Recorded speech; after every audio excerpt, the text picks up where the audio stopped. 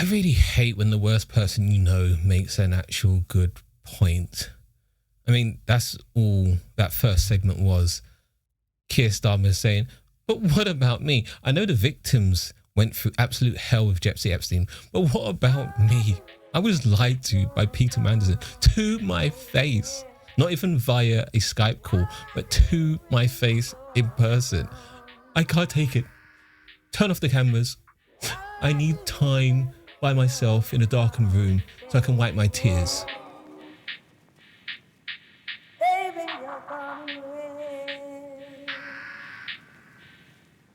Buongiorno freaks and geeks. With all of the information out there on the Epstein files, I wanted to check in with our old friend Sir Keir Rodney Starmer.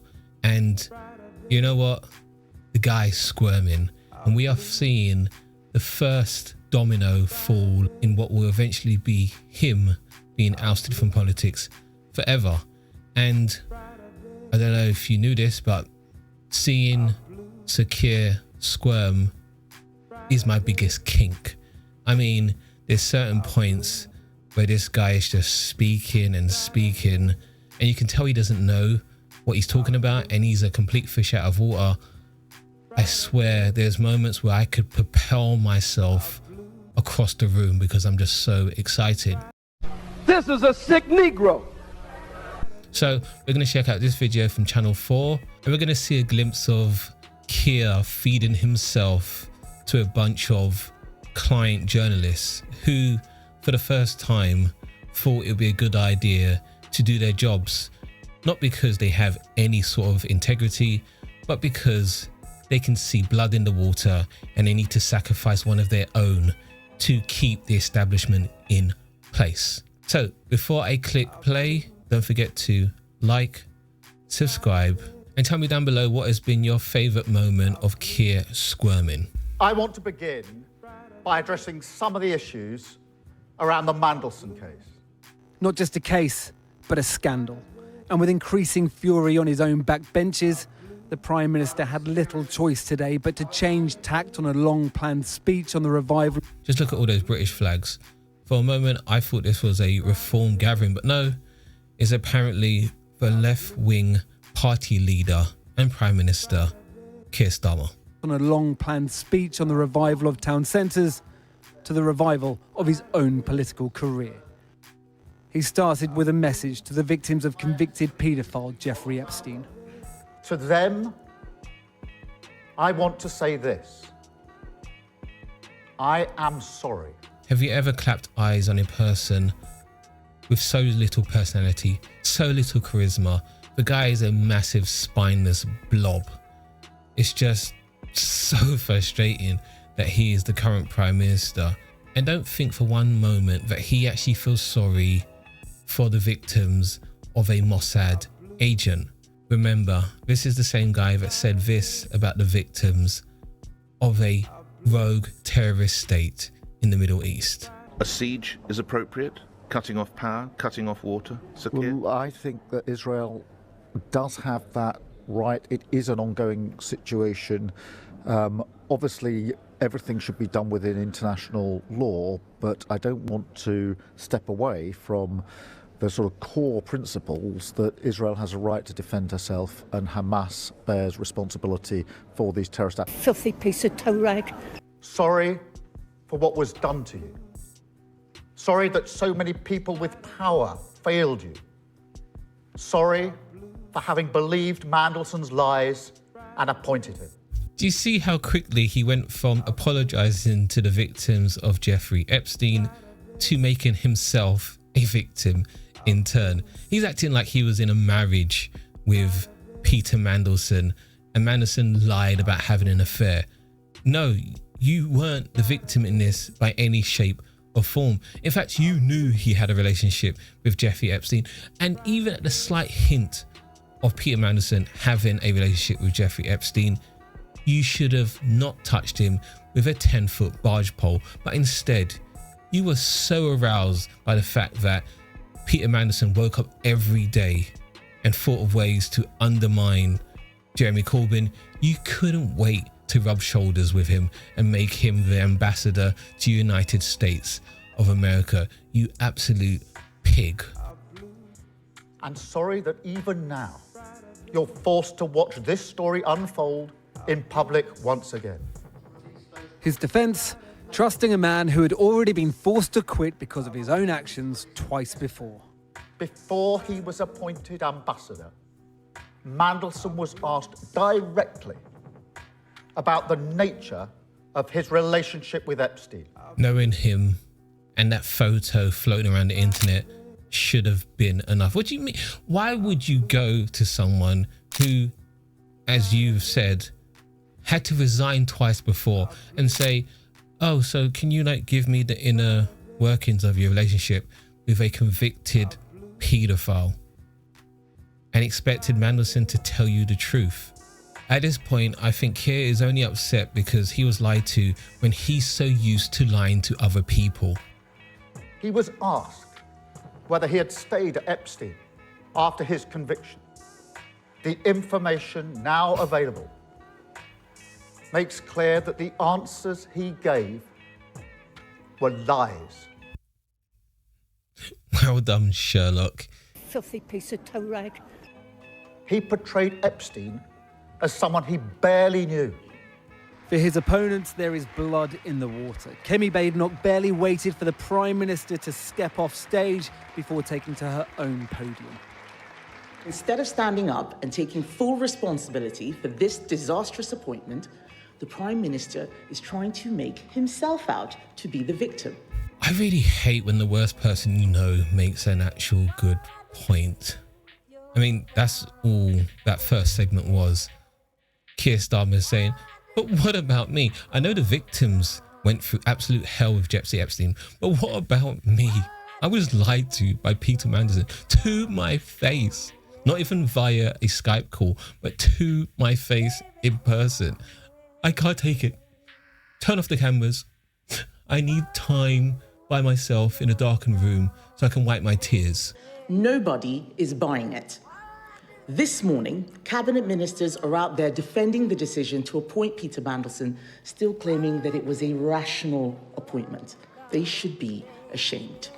That cabinet minister this morning was Steve Reed. The Prime Minister admitted yesterday that he did know that Peter Mandelson maintained a relationship with a convicted paedophile after he had been convicted of being a paedophile. Surely that in itself would have been enough to... Peter Mandelson explained away that relationship as having ended long ago and having been, while it existed, next to nothing, casual, almost no relationship at all. But wait a minute, during the election campaign, you promised to put violence against women and girls at the heart of what Labour achieves.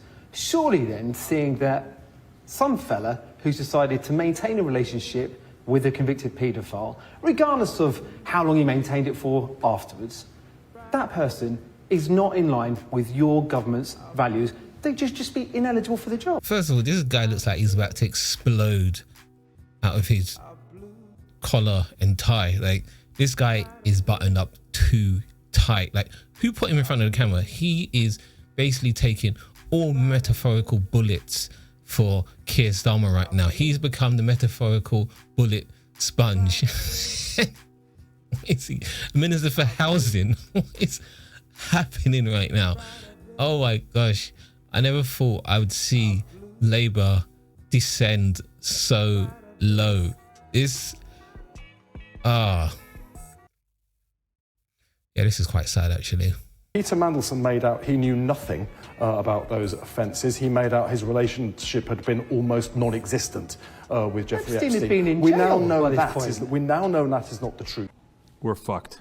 The Reform UK leader Nigel Farage was in Newport this morning ahead of May's Senedd elections.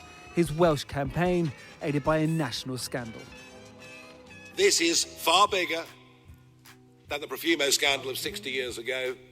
This is the biggest scandal in British politics for over 1 century. Calm down, Thunderbirds. Like, what do you mean? Like, you're best buddies with Donald Trump, who is named numerous occasions in the Epstein files. Mind you, these are files that were that were released by his FBI or DOJ, whatever the case may be. So this is what they actually allowed everyone to see. So you can only imagine what they held back about Donald Trump. So don't be standing, well, you are standing at a podium, but you need to relax. Get off your high horse right now. And I would predict pretty confidently, I said this yesterday, but I stick by it. I'd predict that Morgan McSweeney, the chief advisor, will be gone pretty quickly. Morgan McSweeney, I don't know if you were born in Ireland, but if you were, you are probably the worst Irish-born person right after Conor McGregor and Bono. Like, you are...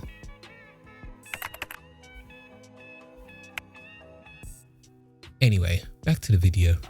Morgan McSweeney is seen by many as the man who vied most vociferously for Peter Mandelson to be made US ambassador. Now the man many Labour MPs would like to see carry the can. I think his whole team of advisors, we need to look seriously at whether they're fit to continue in place. And he could really do with, having a clear out. So can Keir Starmer survive this? In honesty, no, I don't think he can. Cards on the table.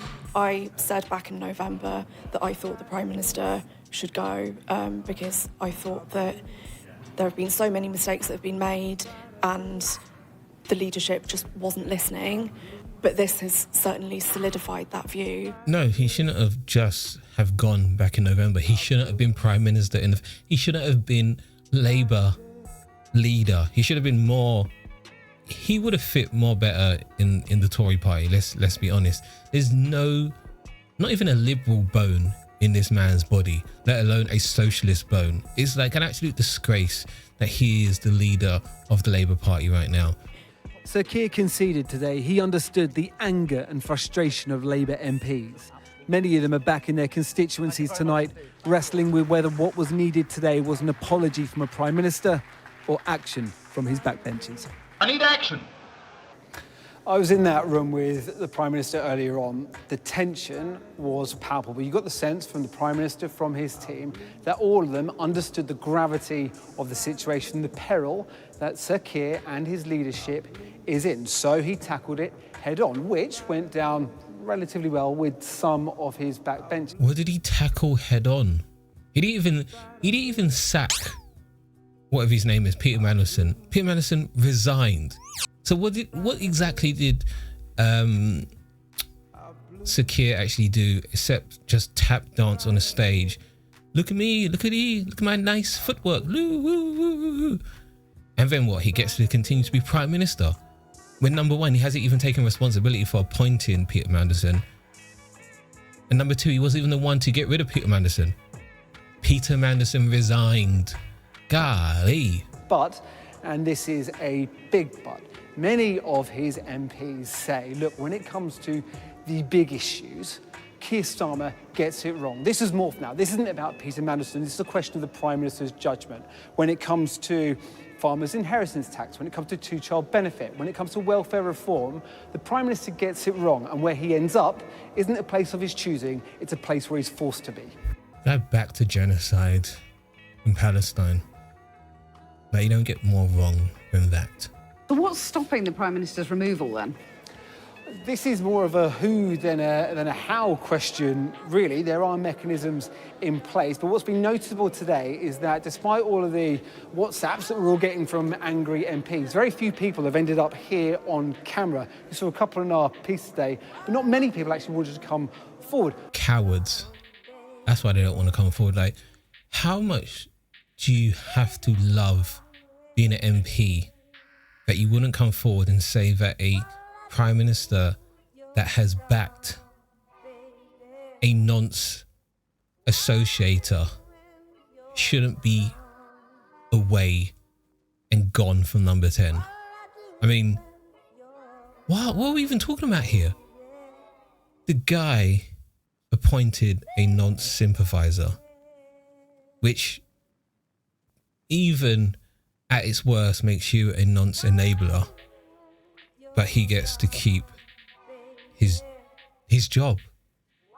part of the reason is, who is the heir to Keir Starmer now? Well, Streeting was spoken about quite a lot. His name still gets spoken about, but that is a man who many see as the heir to Blair, as a man who was backed by Peter Mandelson. He has distanced himself from Peter Mandelson. Now he's condemned him. Angela Rayner still has questions about property tax hanging over her. So it's more of a question now of who is in place to take over from the Prime Minister. He's not stealing down the street because people love him. He's there because of a lack of alternatives. And that, in a nutshell, just tells you everything about our establishment, how it's structured, that these bunch of self-serving elected politicians are so addicted to the power they have. They will keep someone in place because they don't have, as they see it, a natural... A four-layered trifle could do a better job than Keir Starmer. Just get it up on the stage and have it wobble, and more sense would come out of it than anything that guy's ever put out in any speeches anywhere. I mean, come on, golly, like, it can't be, like, is this a democracy? Or am I, like, absolutely mistaken right now? Well, earlier I spoke to the Conservative leader, Kemi Badenoch, who told me that she didn't accept the Prime Minister's apology. And just to warn you, my interview does contain some offensive and misogynistic language. He knew the depth of the relationship between Peter Mandelson and Jeffrey Epstein because it appears that he asked him about it. It came out in the security vetting.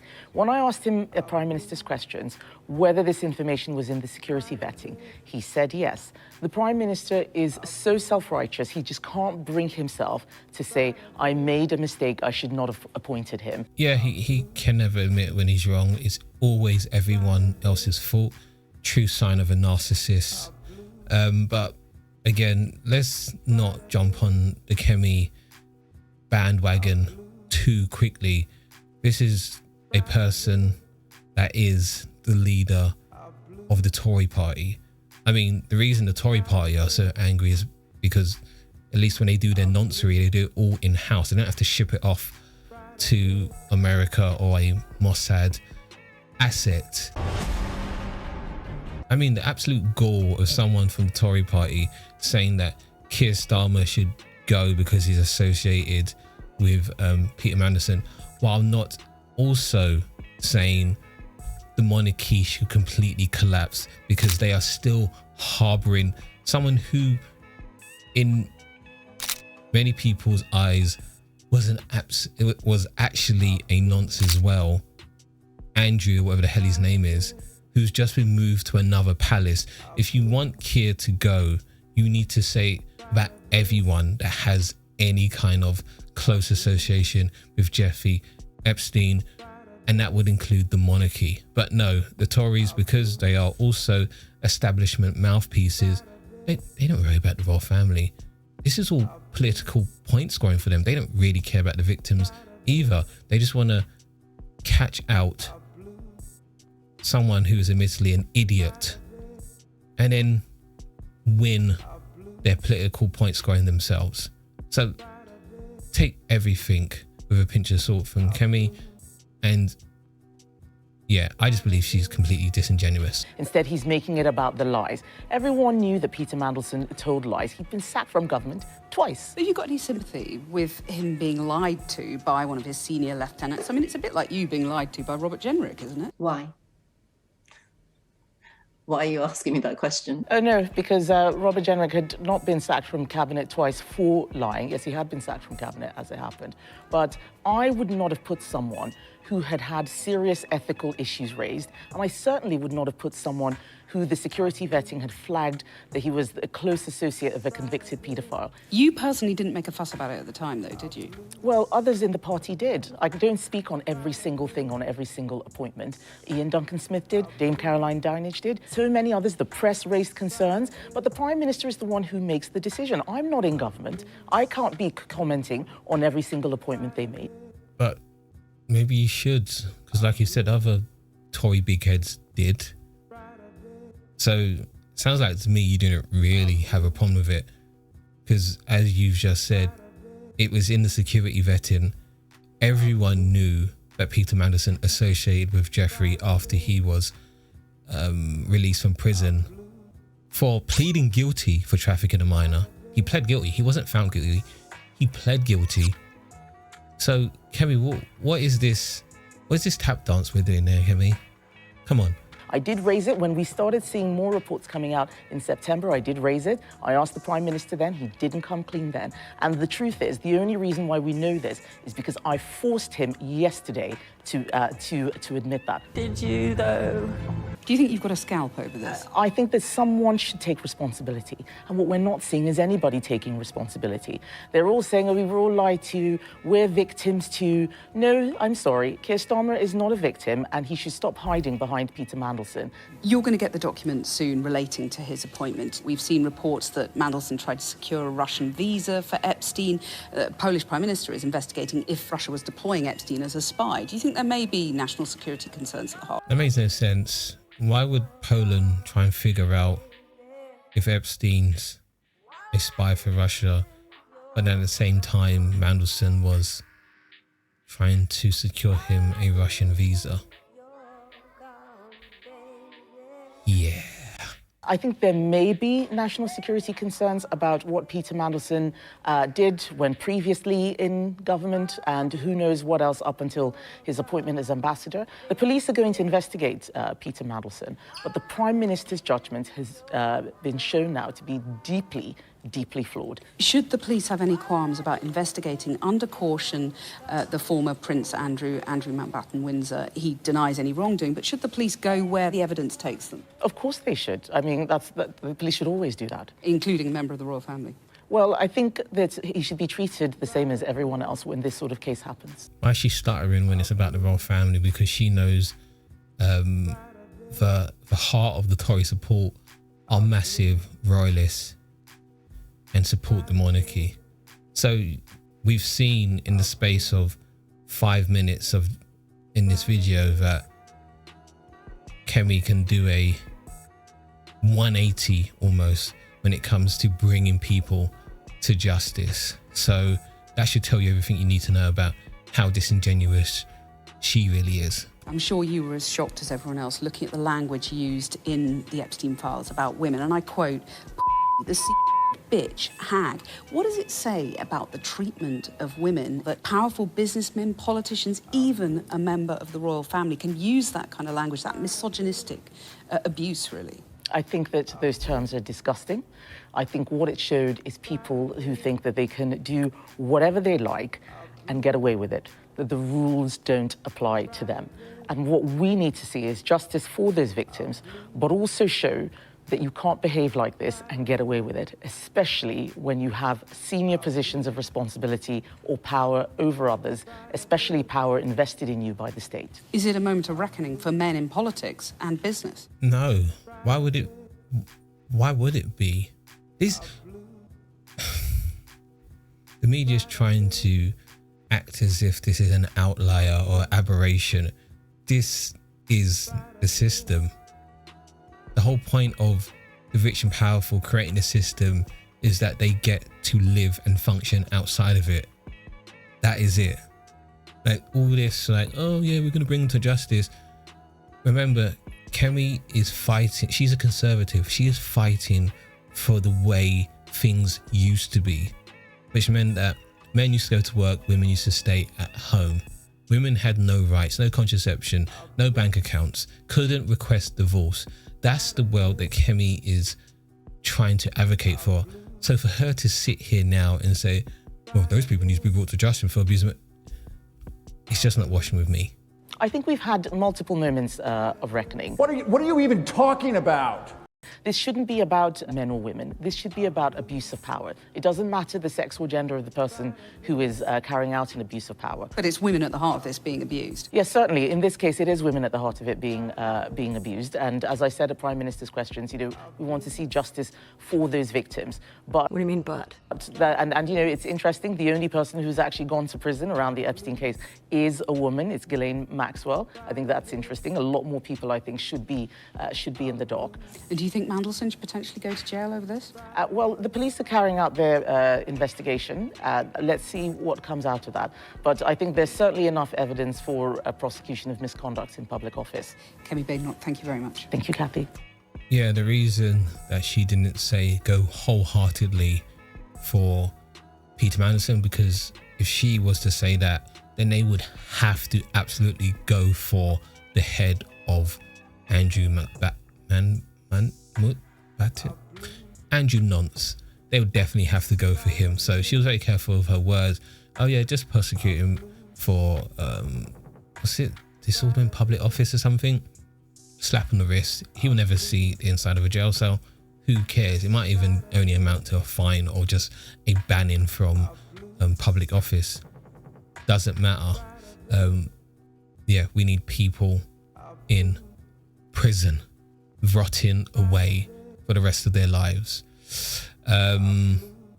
Yeah, not as much Keir in there as I thought there would be, but nonetheless, the guy's taken a right good kicking, and I love to see it. Call it an early Valentine's gift to myself.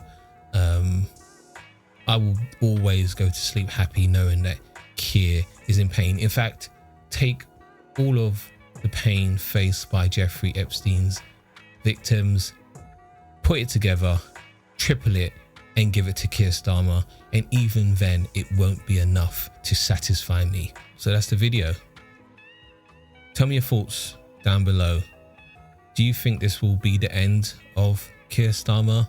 It'll be so funny if I actually release this video and he's already gone. But yeah, tell me down below, how long, what are the odds? How long will he last until summer recess for Parliament? I hope not. Actually, this compounded with the fact that he's going to get a drumming in the local elections, he has to go after that. So yeah, I don't see him lasting until September, and then that'll just be in time for the Labour conference and they can decide on a new leader then. Yeah, don't forget to like, subscribe if you are a woman or you know a woman. I voiced an audiobook on spotting red flags early in relationships. Link will be down in the description, and yeah, I'll see you soon. Ciao.